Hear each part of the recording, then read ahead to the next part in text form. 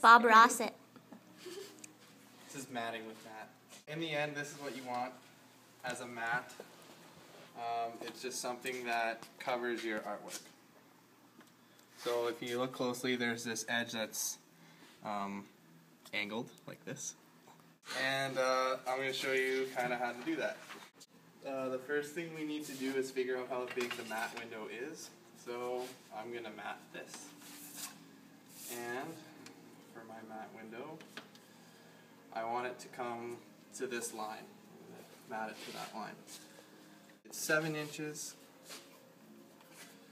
by 18 and a half. This artwork has border on it, so then it's easy because I have lots that I can mat to. But if your artwork starts like right here at this edge, you're going to want to come in at least 1/8 of an inch past that line, or even more, so that your artwork, so that you don't see the edge of the paper when you mat it. So I'm going to figure out, I'm going to just use this piece because it's kind of the same size. Cut the size of my board. I know that I need 7 inches for this depth, but then I'm going to add 3 for one side and add 3 for another. So that's adding 6, so I need 13 inches, and 6 on 18 is 24 and a half, I think. Do you add a float on the bottom, an extra 1/2 inch? You can if you want. I usually don't. Okay. Sometimes you can add an extra 1/2 inch on the bottom, and it makes it a little bit bigger. It makes it kind of visually, it works. It kind of just makes the artwork almost just like sit there. It looks nice. But for this one, I'm just going to make the mat all the same. Before I cut it, I should probably make sure that it's going to kind of work. So it looks like it'll work. So now I know that this needs to be cut off, right? So then I take that, line it up there. Now I'm going to use this to trace out my lines so that I know where I need to cut. So that one was with the straight cutter, and now we're going to do ones with the angle cutter. So that was with the straight cutter, yeah, just to get the straight cut off of here. And that's a dull blade in there, so make sure you have a sharp blade. There's some here. Make sure you put a sharp blade in, because that doesn't look very nice. No. So that's our window. I'm going to check it before I cut to make sure by 18 and a half, which is my original window that I figured out that I wanted. Take and use the angle cutter. And I have marked on here where there's a start line and an end line, because the blade doesn't line up with that thing for some reason. So then when I'm starting, I'll start with that line lined up to that line, and then I'll pull it until it lines up with the end line. And that's so the blade doesn't go past.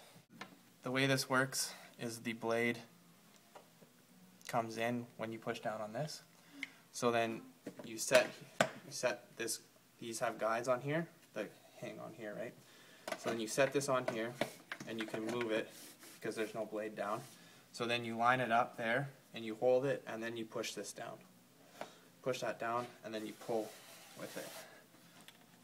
When you're doing this, you want to, this thing is angled, so you want to make sure that the angle goes from the inside out all the time. You don't want to have your mat board this way, because then you'll take from this line and your angle will go in, and then instead of, when you flip it over, instead of having the angles come down to the artwork, it'll start out here and go under the artwork, and then it defeats the purpose. So make sure that you always you're always working on the inside of the mat, I guess. So then I'm going to line this up with the start. I'm going to push this down, pull till the end line.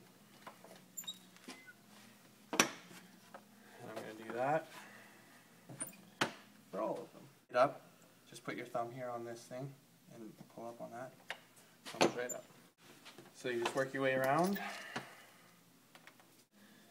Okay, so now because you want to be really careful, you don't want this to rip, right? But if you look at it, the lines didn't quite make it to the edges to cut right through. So that's when you take a knife like this, make sure it's sharp, and you kind of go in here at the same angle as the cutter, and you come in from each side until it's free. And for me, I'm going to have to do that on all of the sides.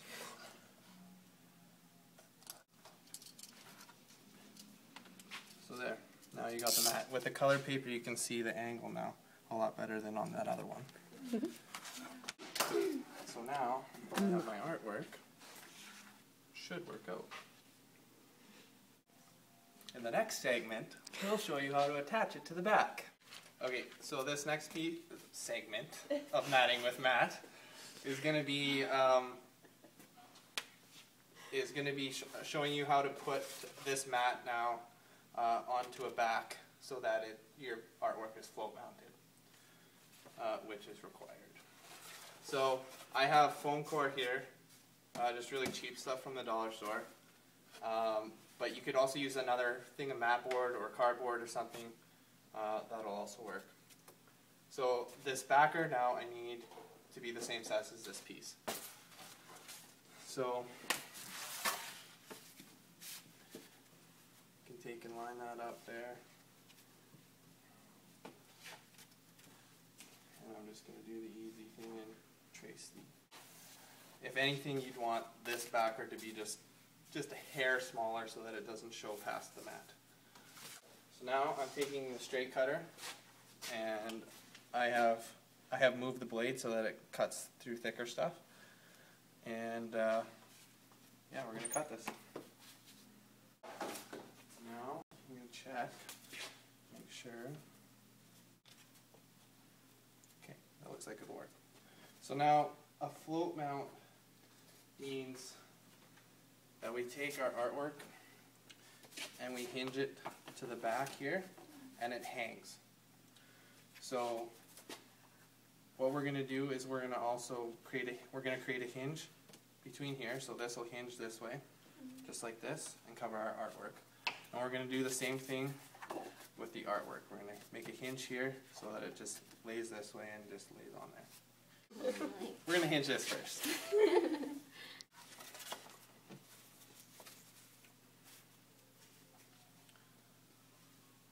we just line up the edges like that. And we take some tape,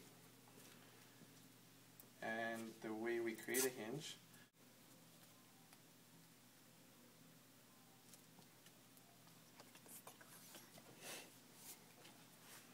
Ta-da. The best tape to use is the Scotch tape, the foggy stuff, right? Acid-free. The acid-free stuff. Acid-free tape all the way. Because then it won't eat through your paper and your mat board. so I'm going to create 4 hinges on this because it's so long. Do not use duct tape. Do not use duct tape, it won't work. I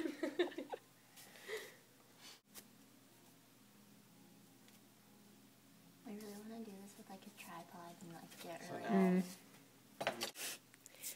so now, in order for those hinges to stay, we have to reinforce them.